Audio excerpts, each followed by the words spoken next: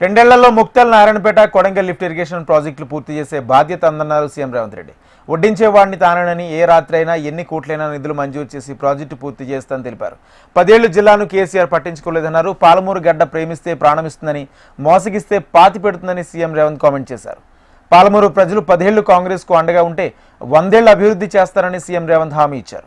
తెలంగాణ ప్రభుత్వం ఏర్పడి 2 ఏళ్లు పాలన పూర్తి చేసుకున్న సందర్భంగా సీఎం రేవంత్ నారాయణపేట జిల్లా ముక్తల్లో పర్యటించారు. పలు అభివృద్ధి పనులతో పాటు ముక్తల్ నారాయణపేట కొడంగల్ ప్రాజెక్టుకు శంకుస్థాపన చేశారు. ఈనాడు తెలంగాణ రాష్ట్ర ముఖ్యమంత్రిగా మీ ముందు నిలబడ్డాడంటే మీరు నిండు మనసుతో ఆశీర్వదించి పాలమూరు గడ్డ ప్రేమిస్తే ప్రాణమిస్తుంది, మోసగిస్తే పాతాళానికి తొక్కుతుంది అని నిరూపించరు. మా జీవితాలలో వెలుగులు వస్తాయి అని ఆశించి ఆనాడు ఆశీర్వదించడం, ఆనాడు అండగా నిలబడ్డం. పాలమూరులో ఊరు లేకపోయినా, పార్లమెంటులో నోరు లేవకపోయినా మనం ఆశీర్వదించడంతోనే 2014లో తెలంగాణ రాష్ట్రాన్ని సాధించి మొట్టమొదటి ముఖ్యమంత్రిగా బాధ్యత చేపట్టిన పెద్దాయన మన జిల్లా ప్రాజెక్టులు ఒక్కటి కూడా పూర్తి చేయ మట్టి పని పార పని చేసే మన పాలమూరు ప్రజలు ఈనాడు పాలమూరు బిడ్డనే ఆశీర్వదించి తెలంగాణలో అధికారాన్ని కట్టబెట్టిను. ముక్తల్ నారాయణపేట కొడంగల్ ప్రాజెక్టును ఉమ్మడి రాష్ట్రంలో నేను మంజూరు చేయించుకొస్తే ఆనాటి ప్రభుత్వం 10 సంవత్సరాలు ఆ ప్రాజెక్టును ఆ జీవోలను తొక్కిపెట్టి మన నోట్లో మట్టి కొట్టిను. ఈనాడు భూసేకరణ చేసి పనులు ప్రారంభించుకుంటున్నాం. నాకు నిజంగా జీవితంలో ఒక గొప్ప సంతోషకరమైన వార్త, ముక్తల్ నారాయణపేట కొడంగల్ ఎత్తిపోతల పథకాన్ని ఇక పనులు మొదలు పెట్టుకో. నేను చెప్తున్న దండు కట్టండి, గుంపు కట్టండి, ఎంబడుండి పని చేపించుకోండి.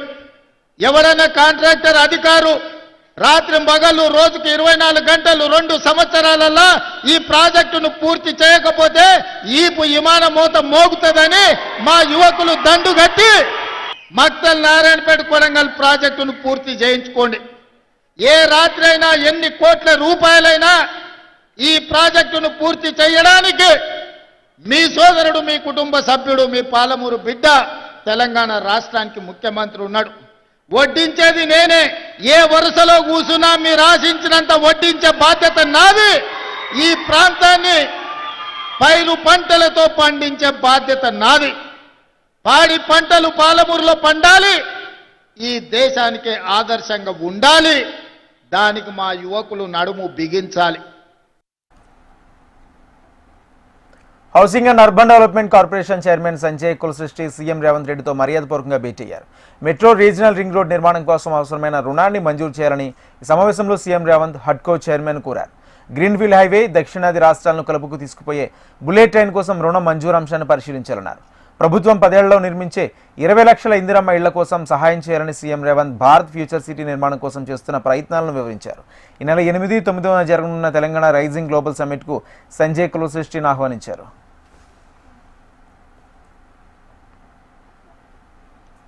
మేడారం అభివృద్ధి పనుల్లో నిర్లక్ష్యం వహిస్తే కఠిన చర్యలు ఉంటాయని హెచ్చరించారు CM Revanth Reddy.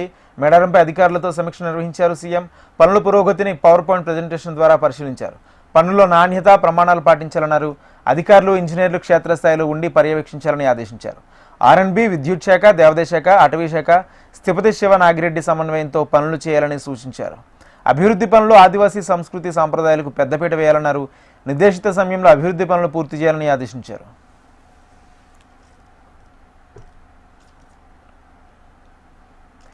BC reservation bill governor దగ్గర ఆగిపోయిందన్నారు డిప్యూటీ సీఎం భట్టి విక్రమార్క. పార్లమెంట్లో బీసీ బిల్లు ప్రవేశపెట్టాలని ప్రధాని మోడీని సైతం కలిసి అడిగామన్నారు. తప్పనిసరి పరిస్థితుల్లో సర్పంచ్ ఎన్నికలు నిర్వహిస్తామన్నారు. ఖమ్మం కార్యకర్తల సమావేశంలో మంత్రి భట్టి తెలిపారు.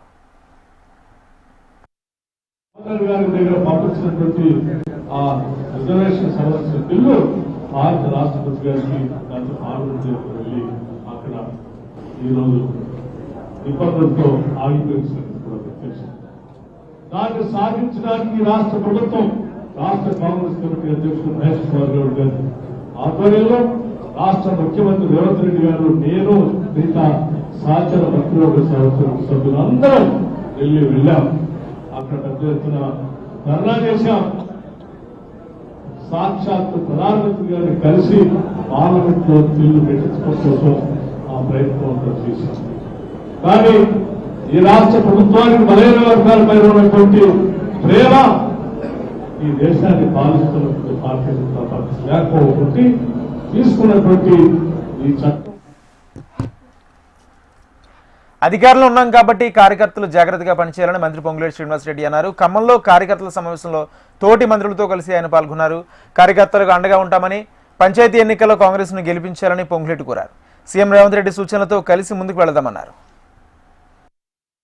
11, 14, 17 3 రోజుల్లో జరిగే 3 విడతల్లో జరిగే గ్రామ పంచాయతీ ఎన్నికల్లో ఈ ఉమ్మడి ఖమ్మం జిల్లాలోని ప్రతి గ్రామ పంచాయతీలో సర్పంచ్ని, వార్డు మెంబర్ని కాంగ్రెస్ పార్టీ పక్షాన నిలబడ్డ ప్రతి ఒక్క అభ్యర్థిని మంచి మెజార్టీతో గెలిపించాలని, గెలిపించే దాంట్లో ఇక్కడున్న ముఖ్య నాయకులు అందరూ, కార్యకర్తలందరూ గెలిపించే దిశగా మీరందరూ వడివడిగా అడుగులు వేయాలని మనస్ఫూర్తిగా నా పక్షాన్ని కూడా మీ అందరినీ అభ్యర్థిస్తున్నాను. అధికార పార్టీలో ఈనాడు మనం ఉన్నాం. ప్రజలు మన మీద చాలా కోరికలు, ఆశలు పెట్టుకొని ఉన్నారు. గౌరవ ముఖ్యమంత్రి రేవంత్ రెడ్డి గారి నాయకత్వంలోని మన ప్రభుత్వం, పిసిసి అధ్యక్షులు మహేష్ కుమార్ గారి అధ్యక్షతన రాష్ట్రంలోని అన్ని జిల్లాల్లో, అన్ని మండలాల్లో, అన్ని గ్రామాల్లో ఉన్న కాంగ్రెస్ పార్టీ కార్యకర్తలకి ప్రతి అడుగులో భరోసాని, భద్రతని, ఒక స్థైర్యాన్ని కల్పిస్తూ ఎలా ముందుకు వెళ్తున్నామో భవిష్యత్తులో కూడా పార్టీని అంటిపెట్టుకుని ఉన్న ప్రతి ఒక్క కార్యకర్తకి రాష్ట్రంలోని అన్ని జిల్లాలాగా ఈ ఖమ్మం జిల్లా. తెలంగాణ గవర్నర్తో బీజేపీ అధ్యక్షుడు రామచంద్రరావు, బీజేపీ నేత మహేశ్వర్ రెడ్డి, పలువురు నేతలు భేటీ అయ్యారు. హీల్డ్ పాలసీపై గవర్నర్కు వినతిపత్రం అందజేశారు. హీల్డ్ పాలసీపై హైకోర్టు జడ్జితో కమిటీ వేసి విచారణ చేయించాలని కోరారు. ప్రజాధనం పరిరక్షణ కోసం చర్యలు తీసుకోవాలని విన్నవించారు. రైతుల చేతిలో ఉన్న వ్యవసాయ భూములు కూడా మల్టీపర్పస్ కోసం వినియోగించేలా కన్వెన్షన్కు అనుమతి ఇవ్వాలని గవర్నర్ను బీజేపీ నేతలు కోరారు. హైదరాబాద్ ఇండస్ట్రియల్ ల్యాండ్ ట్రాన్స్ఫర్మేషన్ ఏదైతే తీసుకొచ్చారో ఈ యొక్క జియోని భారతీయ జనతా పార్టీ వ్యతిరేకిస్తూ దీనివల్ల అనేక మందికి ఈరోజు నష్టం జరిగేటటువంటి అవకాశాలు ఉన్నాయి. అంతేకాకుండా ల్యాండ్ కన్వర్జన్స్ పేరు మీద హిల్ట్ అనేటటువంటి ఒక జియో ద్వారా హైదరాబాద్ నగరంలో ఉన్నటువంటి ఒక ఏవైతే ఇండస్ట్రీస్ కు ఆ రోజు కేటాయించిన భూములు ఉన్నాయో అది రియల్ ఎస్టేట్ లో ఒక సంస్థలకు దారాదత్తం చేసేటటువంటి ఒక ప్రయత్నం. దాదాపు 9,000 ఎకరాల పైగా ఈరోజు ఒక రియల్ ఎస్టేట్ కింద మార్చి లక్షలాది కోట్లాది రూపాయలు ఈరోజు ప్రభుత్వము అందులో కుంభకోణం జరిగేటటువంటి ఒక అవకాశాన్ని ఇవ్వడం జరుగుతూ ఉంది. ఈ సందర్భంగా హిల్ట్ అనేటటువంటి పాలసీ ఏది ఉందో దీని ద్వారా ప్రభుత్వం ఒక ఖజానా నింపడానికి చేస్తున్నటువంటి ఒక నేపథ్యంలో ఈ భూములన్నీ కూడా అనేక సంవత్సరాల క్రితము ఇండస్ట్రీస్ అలాట్ అయినాయి. అప్పుడు ఉన్నటువంటి ఒక ధర ఇప్పుడు ఉన్నటువంటి ధరని మీరు కంపేర్ చేసుకున్నా కూడా book value sub registrar office లో ఉన్నటువంటి ఒక ఏదైతే రేట్స్ ఉన్నాయో అది మార్కెట్ రేట్ కన్నా చాలా తక్కువగా ఉంటుంది. అందరికీ నమస్కారం. ఈరోజు భారతీయ జనతా పార్టీ రథసారథి రాష్ట్ర అధ్యక్షులు రామచంద్రరావు గారి ఆధ్వర్యంలో హిల్ట్ పాలసీని వ్యతిరేకిస్తూ భారతీయ జనతా పార్టీ వారికి రిప్రజెంటేషన్ ఇచ్చి ఈ రాష్ట్ర ప్రభుత్వం ఏ రకంగా లక్షల కోట్ల రూపాయల కుంభకోణానికి తెరదీసిందో, ఈ హిల్ట్ పాలసీ వల్ల ఈ రాష్ట్ర ఖజానాకు ఏ రకంగా గండి పడతా ఉన్నదో, మరి జీవో నంబర్ 27కి వ్యతిరేకిస్తూ జీవో 27ని విత్డ్రా చేయాల్సిందిగా ఈరోజు గవర్నర్ గారికి మేము రిప్రజెంటేషన్ మెమోరాండం ఇవ్వడం జరిగింది. మరి తప్పకుండా ఇప్పుడు అధ్యక్షులు చెప్పినట్టుగా అనేకమైనటువంటి అవినీతి అంశాలు, 6 గ్యారంటీలు, 420 హామీలకు నెరవేర్చిన పక్షంలో 2 సంవత్సరాలు ఈ ప్రభుత్వం పాలన పూర్తి చేసుకున్న సందర్భంగా ఇచ్చినటువంటి ఏ ఒక్క హామీ నెరవేర్చిన ఈ ప్రభుత్వ విధానాలు. హిల్డ్ పాలసీపై బీజేపీ అవాస్తవాలు ప్రచారం చేస్తుందని మంత్రి శ్రీధర్ బాబు విమర్శించారు. లీజుకిచ్చిన ప్రభుత్వ భూములను కన్వర్షన్ చేసే అవకాశం ఇవ్వలేదని స్పష్టం చేశారు. పట్టాలు ఉండి సొంత భూములు ఉన్నవారికి కన్వర్షన్ ఫీజు పెట్టామన్నారు. గత సర్కారే ప్రభుత్వ భూములను ప్రైవేట్ వ్యక్తులకు దారాదత్తం చేసే జీవో ఇచ్చిందన్నారు. బీజేపీ, బీఆర్ఎస్ కలిసి ప్రభుత్వ పాలసీని అడ్డుకోవాలని నాటకాలు ఆడుతున్నాయని మంత్రి శ్రీధర్ బాబు అన్నారు. ఆ రోజు కూడా ఏపీఐఐసి కానీ ఈ రోజు ఇస్తా ఉన్న టీజీఐసి కానీ ఎస్ఆర్ఓ రేట్ కంటే ఎక్కువగా డెవలప్మెంట్ ఛార్జ్, అడ్మినిస్ట్రేటివ్ ఛార్జ్ కలుపుకొని ల్యాండ్ అక్విజిషన్ రేట్ కలుపుకొని ఇంకా ఎక్కువ రేటుతో ఇస్తుంది ఆ ఇండస్ట్రియలిస్ట్కి. ఇన్సెంటివ్స్ ఇస్తా ఉన్నాం అనండి, ప్రతి రాష్ట్రంలో ఇస్తున్నారు ఇన్సెంటివ్స్, ఇవ్వాల్సి వస్తుంది. ఎలక్ట్రిసిటీస్ ఇన్సెంటివ్స్ ఇవ్వాల్సి వస్తుంది, ఎస్సీ ఎస్టీ ఇన్సెంటివ్స్ ఇవ్వాల్సి వస్తుంది. ఇంకా వారికి కావాల్సిన ఇన్సెంటివ్స్ డిపెండింగ్ అపాన్ ఇతర రాష్ట్రాలు పరంగా పోటీ ప్రపంచంలో ఉన్నదో అనే విధంగా ఉండాలి. ఉదాహరణకి 15 సార్లు చెప్పినాను, చుట్టుపక్కల రాష్ట్రాల్లో 99 పైసలకి ఒక ఎకరం ఇస్తున్నారు. పోటీ ఉంది అక్కడ, 99 పైసలకి ఇస్తున్నారు లేదా సార్? 99 పైసలకి ఇస్తున్నారు. ఎందుకు ఇస్తున్నారు అంటే వాళ్ళ విధానం అది. మీరు ఎందుకు ఇస్తలేరు అని అంటే ఇంకోరు కూడా అడగొచ్చు కదా. భద్రాద్రి కొత్తగూడెం జిల్లాలో doctor Manmohan Singh earth sciences యూనివర్సిటీని రేపు సీఎం రేవంత్ రెడ్డి ప్రారంభించనున్నారు. ఈ నేపథ్యంలో ఎర్త్ సైన్సెస్ యూనివర్సిటీకి సంబంధించి యానిమేషన్ వీడియోను మంత్రి తుమ్మల నాగేశ్వరరావు విడుదల చేశారు. సీఎం రాక నేపథ్యంలో సభ ఏర్పాట్లను మంత్రి తుమ్మల నాగేశ్వరరావు పరిశీలించారు. మధ్యాహ్నం 2 గంటల తర్వాత యూనివర్సిటీ పైలను ఆవిష్కరించనున్నారు. అనంతరం బహిరంగ సభలో పాల్గొనున్నారు.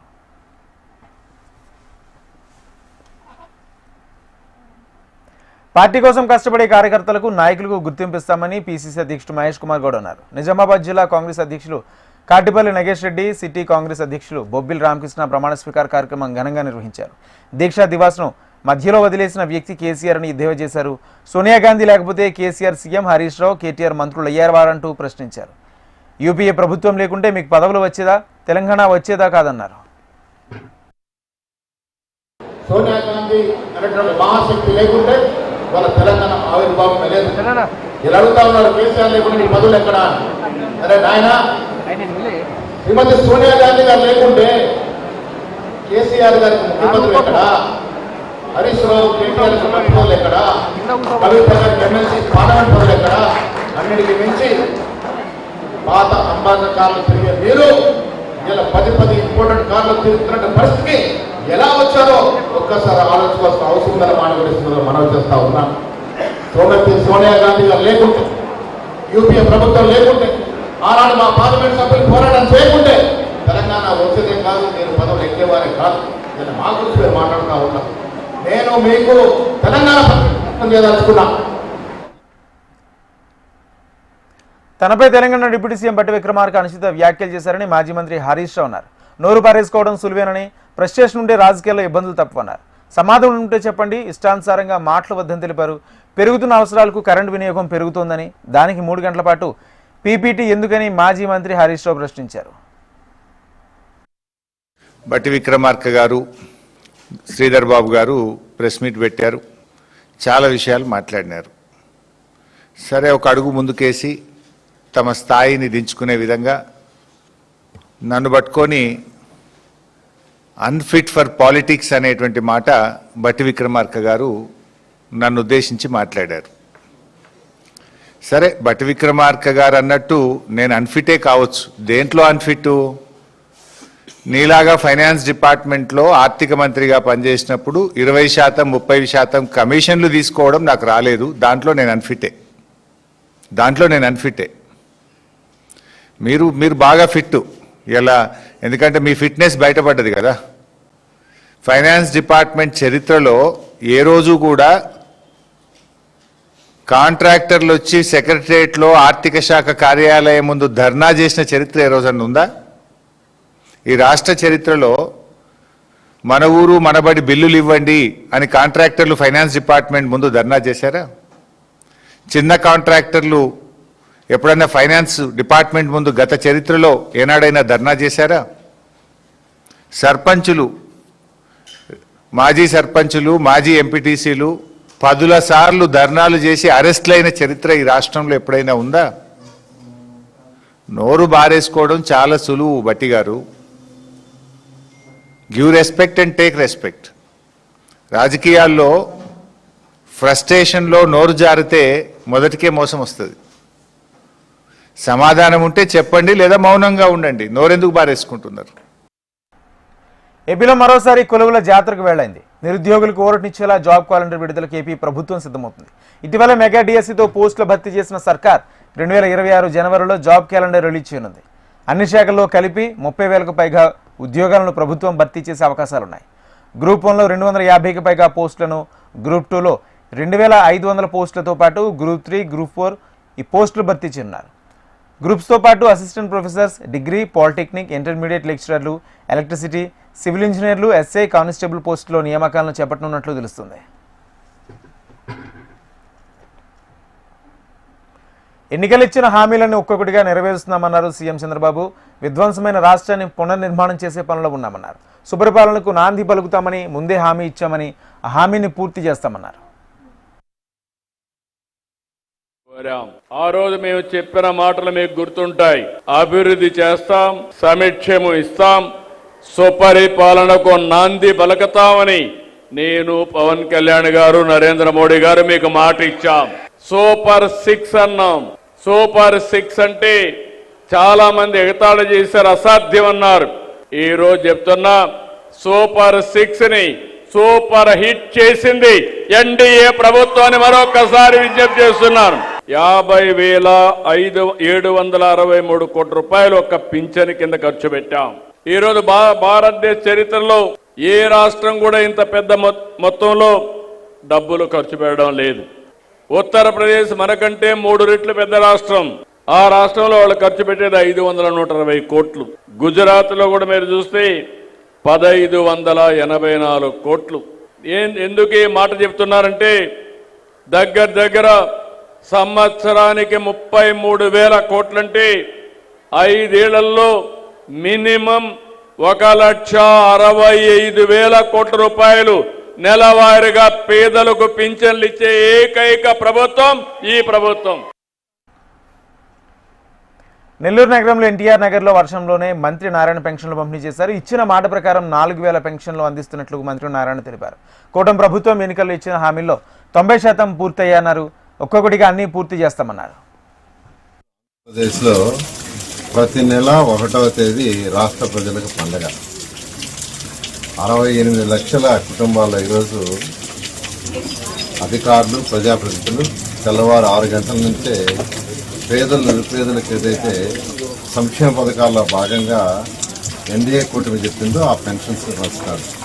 ఈరోజు ఉదయాన్నే 6 గంటల నుంచి ఈ యొక్క నెల్లూరు సిటీలో నేను, శ్రీనివాసరెడ్డి మరియు కార్పొరేటర్లు మరియు ఇతర ప్రజాప్రతినిధులు, కమిషనర్ గారు మరియు అడిషనల్ కమిషనర్స్ వీళ్ళందరూ కూడా యాక్చువల్గా ఈరోజు ఉదయం నుంచి స్టార్ట్ చేశాము. ప్రతి నెల గడిచిన 5 ఏళ్లలో రాష్ట్రాన్ని వైసీపీ ప్రభుత్వం చిన్నాభిన్నం చేస్తుందని రాష్ట్ర దేవాదాయ శాఖ మంత్రి ఆనం రామనారాయణ రెడ్డి ఘాటైన విమర్శలు చేశారు. నెల్లూరు జిల్లా సంఘం మండలం గాంధీ జన సంఘంలో మంత్రి ఆనం పర్యటించి పలు అభివృద్ధి కార్యక్రమాల్లో పాల్గొన్నారు. ఇంటింటికి వెళ్లి ఎన్టీఆర్ భరోసా పెన్షన్ నమోదును అర్హులైన లబ్ధిదారులకు అందజేశారు. గత ప్రభుత్వ హయాంలో కాంట్రాక్టర్లు కొన్ని లక్షలను ఇళ్లను నిర్మించినట్లు బిల్లులు మంజూరు చేసుకుని వెళ్లిపోయారని మండిపడ్డారు. ప్రస్తుతం రాష్ట్రం ఆర్థికంగా కష్టాల్లో ఉన్నప్పటికీ టీడీపీ ప్రభుత్వం నిధులు సమకూర్చుకుని రాష్ట్ర అభివృద్ధికి కృషి చేస్తుందని తెలిపారు. అప్పులు ఎన్నున్నా, ప్రభుత్వం ఎంత ఇబ్బందులున్నా, ఈ నిధులు మనకి సరిపోకపోయినా ఏదో ఒక విధంగా నిధులు సమకూర్చుకొని మన గ్రామాల్లో అభివృద్ధి చేయాలి అనేటువంటి లక్ష్యంతో పనిచేస్తా ఉన్నాం. ఏడికొండల దగ్గర ఎవరు తప్పు చేసినా శిక్ష అనుభవించక తప్పదన్నారు మంత్రి అనగాని సత్యప్రసాద్. తిరుపతిలో పెన్షన్ల పంపిణీ కార్యక్రమంలో మంత్రి అనగాని సత్యప్రసాద్ పాల్గొన్నారు. జిల్లాలో 2,10,000 మందికి 113 కోట్ల రూపాయల పెన్షన్ల పంపిణీ చేస్తున్నామని తెలిపారు. 15 నెలల్లో 51,000 కోట్ల పెన్షన్లు అందించనున్నామన్నారు. రాయలసీమలో తిరుపతిని అభివృద్ధి చేయడం కోసం సీఎం కృషి చేస్తున్నట్లు తెలిపారు. పరకామణి చోరీ కేసులో సిఐడి అధికారుల గడువు రేపటితో పూర్తవుతున్న నేపథ్యంలో నిందితులు ఎవరనేది క్లియర్గా బయటపడుతుందని మంత్రి అనగాని పేర్కొన్నారు. ఎవరు ఊహించని విధంగా ఈ ప్రపంచంలో కాదు ఎక్కడ కూడా ఇలాంటి స్కీమ్ లేనటువంటి పరిస్థితి. అభివృద్ధి, సంక్షేమం రెండు కళ్ళగా భావించే కూటమి ప్రభుత్వం తప్పకుండా పేదవాడికి ఎక్కడ ఇబ్బంది జరగకూడదనే లక్ష్యంతో ఈ యొక్క పెన్షన్ కార్యక్రమం అంటే గత 17 నెలల్లో దాదాపుగా 51,000 కోట్ల రూపాయలు ఈ రాష్ట్రంలో మనం పెన్షన్ ద్వారా పంపిణీ చేసామంటే మనం ఆలోచించాలి. కేవలం మనం చూస్తూ ఉంటే తిరుపతి జిల్లాకి 2,10,000 మందికి 113 కోట్ల రూపాయలు ప్రతి నెల మనం ఇస్తా ఉన్నామంటే ప్రభుత్వానికి పేదల పట్ల ఉన్నటువంటి ఒక ప్రేమ, అభిమానం, అలాగే రాబోయే రోజుల్లో కూడా ఏదైతే ఒక కాంక్షిస్తూ ఉన్నారో ఒక స్వర్ణాంధ్రప్రదేశ్ అని చెప్పేసి, అలాగే వికసిత్ భారత్ అని చెప్పేసి ప్రధానమంత్రి ఎలా చెప్తా ఉన్నారో ఇది కూడా మన ఆంధ్ర రాష్ట్రం కూడా 2047 దాకా కల్లా ఒక అద్భుతమైన లక్ష్యానికి వెళ్ళాలని చెప్పే లక్ష్యంతో ఒక మార్గదర్శకం చూసుకుని ముందుకు వెళ్తా ఉన్నాం. కల్తీ పైన కూడా నిన్న చెప్పాను, నిన్న కూడా హాజరయ్యారు అందరు గతంలో ఉన్న వాళ్ళు. 100% జరిగిందని వాళ్ళు ఒప్పుకుంటున్నారు. పరకామని ఒప్పుకున్నారు వాళ్ళే, ఎవరైతే సిట్కు మన సిఐటికి వచ్చారో వాళ్ళు ఒప్పుకున్నారు. ఇక్కడ కూడా వాళ్ళే ఒప్పుకున్నారు జరిగింది అనేది. ఎవరు జరగలేదు అనట్లేదు, కాదే మేము చేయలేదు వాళ్ళు చేశారు కదా, ఇతను మాకు సంబంధం లేదు, ఇతను నా పిఏ కాదు, ఇతను నాకు అని తప్పించి కుదురుతున్నారు తప్ప ఎవరు తప్పకుండా ఎవరైతే తప్పు చేశారో నేను చెప్పాను, వేడుకొండ స్వామి దగ్గర ఎవరు తప్పు చేసినా కూడా ఎవరికి క్షమించేది లేదు, తప్పకుండా శిక్షార్హులు. మన్యం జిల్లా సాలూరు మున్సిపాలిటీ 11వ వార్డులో మంత్రి గుమ్మడి సంధ్యారాణి పర్యటించారు. అర్హులైన లబ్ధిదారులకు ఎన్టీఆర్ పెన్షన్లు పంపిణీ చేశారు. పేద ప్రజల సంక్షేమం కోసం ప్రభుత్వం కట్టుబడి పనిచేస్తుందన్నారు. అర్హులైన వారికి నెలవారీ ఆర్థిక మద్దతు అందించి వారి జీవన ప్రమాణాలను మెరుగుపరచడమే ప్రభుత్వ లక్ష్యమన్నారు. ఎవరికి అన్యాయం జరగకుండా ప్రతి అర్హుడి తలుపు వద్దకే సంక్షేమం చేరేలా పనిచేస్తామని మంత్రి గుమ్మడి సంధ్యారాణి మరోసారి స్పష్టం చేశారు.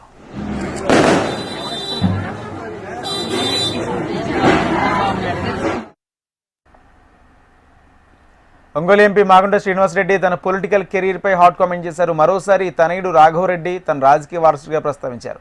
రాబోయే రోజుల్లో రాజకీయం నుంచి రిటైర్ అవుతున్నానన్న మాగంటి ఇదే విషయం సీఎం చంద్రబాబుకి చెప్పామన్నారు. రాబోయే ఎన్నికల్లో తన కుమారుడు మాగుంట రాఘవరెడ్డి పోటీ చేస్తారని వెల్లడించారు. తను రాజకీయాల్లో ప్రత్యక్షంగా లేకపోయినా ప్రజాసేవలో ఉంటానని అభిమానులకు హామీ ఇచ్చారు. కుటుంబం ఎల్లవేళలా మా తనయుడు రాఘవరెడ్డి గారు రాబోయే రోజుల్లో నేను రిటైర్మెంట్ అనేది పదే సీఎం గారు కూడా చెప్తూనే ఉన్నాను. నేను పెద్దలందరూ కూడా ఉన్నప్పుడు రాబోయే ఎన్నికల్లో మా అబ్బాయి రాఘవరెడ్డి గారిగా పోటీ చేస్తారు. కానీ ఇటువంటి కార్యక్రమాల్లో మాత్రం నేనుంటానున్నప్పుడు కూడా రాజకీయాల్లో ప్రత్యక్షంగా లేకపోయినా కూడా ప్రజాసేవలో ఉండేదాని కొరకు మీ అందరితో కూడా పనిచేసేదాని కొరకు నేను సన్నిహితంగా ఉంటానని కూడా తెలుసు. విశాఖపట్నంలో కైలాసగిరిపై ఇండియాలోనే అతిపెద్ద గ్లాస్ బ్రిడ్జ్ను ఏర్పాటు చేశారు. ఈ బ్రిడ్జ్ను MP Bharat, MLA Velagapudi Ramakrishna, VMRDA chairman Praveen Gopal, commissioner Tej Bharat ప్రారంభించారు. గ్లాస్ బ్రిడ్జ్ 55 మీటర్ల పొడవు, 3 మీటర్ల వెడల్పుతో 1020 అడుగుల సముద్రపు ఎత్తులో నిర్మించారని ఎంపీ భరత్ తెలిపారు. కైలాసగిరి గ్లాస్ బ్రిడ్జ్ పైకి పర్యాటకులందరూ వచ్చి ప్రకృతి అందాలను వీక్షించవచ్చన్నారు. భారతదేశంలో అతిపెద్ద గ్లాస్ బ్రిడ్జ్ 55 మీటర్ల లెంత్, దాంట్లో 35 మీటర్లు క్యాంటిలివర్ స్ట్రక్చర్లు బయటికి రావడము. అందుకే మీరు దాని మీద నడిస్తే కూడా కొంచెం క్యాంటిలివర్ మీద ఉన్న ఎక్స్పీరియన్స్ కొంత ఊగినట్టు కూడా అనిపిస్తుంది. ఒక వండర్ఫుల్ అద్భుతం. 1020 ఫీటు సముద్రం లెవెల్ నుంచి హైట్లో ఉండడము. అండ్ ఒకటేసారి ఈ బ్రిడ్జ్ మీద తిరుమల శ్రీవారిని నల్లరాయిని సంబోధించిన బోమన తిరుమల ప్రతిష్టను దిగజార్చారని టీటీడీ మాజీ బోర్డు సభ్యులు ఓవి రమణ మండిపడ్డారు. బొమ్మన కరుణాకర్ రెడ్డి టీటీడీ చైర్మన్గా కళ్యాణమస్తు పథకం కింద తాళిబొట్లను అమ్మడం, ఆచారాలు సాంప్రదాయాల ముసుగులో వ్యాపారం చేస్తూ తిరుమలను భ్రష్టు పట్టించారని అన్నారు. వైసీపీ పాలనలో లడ్డూ ప్రసాదంలో నెయ్యి కల్తీ జరగలేదని జగన్మోహన్ రెడ్డి బైబిల్ మీద ప్రమాణం చేయగలరంటూ రమణ సవాల్ విసిరారు. గత వైసీపీ హయాంలో పరకమణి చోరీ, కల్తీ నెయ్యితో తిరుమల పవిత్రను దెబ్బతీస్తుందని ఓవి రమణ తీవ్ర ఆరోపణ గుప్పించారు. ఆంజనేయ స్వామిని మర్చిపోయినారు. ఇక్కడే ఆయన బర్త్ ప్లేసు అని బర్త్ సర్టిఫికేట్ ఇచ్చేది కూడా ఆయన ఫోటోలతో సహా వేసుకొని తాళిబొట్టు కొట్టేసిన ఘనత కూడా ఆ ఘనాపాటి కరుణాకర్ రెడ్డి గారిది. నైరుతి బంగాళాఖాతంలో దీత్వా తుఫాన్ బలహీనపడిందని ఏపీ వాతావరణ శాఖ వెల్లడించింది. ఉత్తర తమిళనాడు, పుదుచ్చేరి, దక్షిణ ఆంధ్ర తీరాన పయనిస్తూ మరింత బలపేరనుందని తెలిపింది.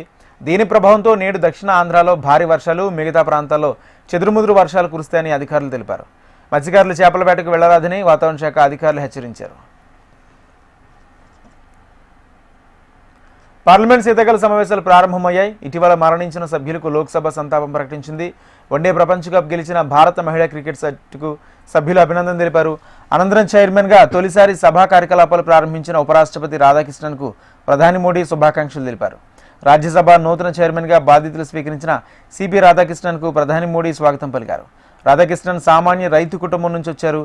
గవర్నర్గా వివిధ రాష్ట్రాల్లో సేవలందించారని కొనియాడారు.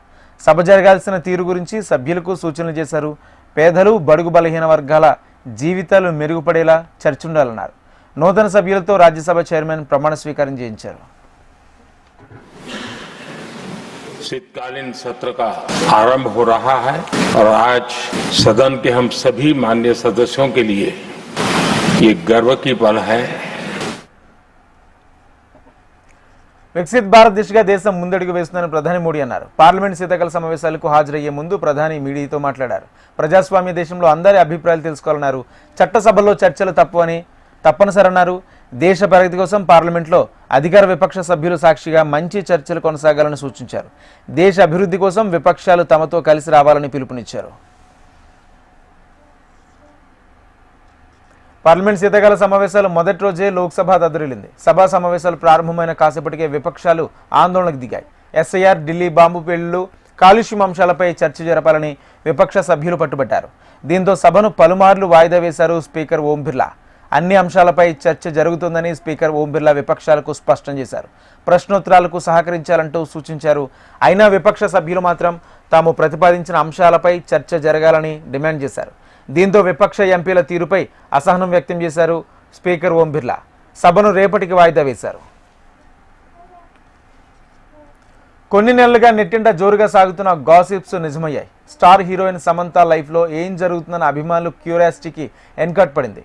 అందరూ అనుకున్నట్టే ఆ జంట ఒక్కటైంది. గత కొంతకాలంగా రిలేషన్లో ఉన్న డైరెక్టర్ రాజ్ నిడమూరు సమంత పెళ్లి చేసుకున్నారు. కోయంబత్తూరులోని సద్గురు జగ్గి వాసుదేవ్ ఈషా ఫౌండేషన్ యోగా సెంటర్లో వీరి వివాహం జరగ్గా ఫోటోలు సోషల్ మీడియాలో వైరల్ అవుతున్నాయి. అభిమానులు, శ్రేయభిలాషులు ఈ నూతన జంటకు శుభాకాంక్షలు తెలుపుతున్నారు. సమంత సంతోషంగా ఉండాలని కోరుకుంటున్నారు.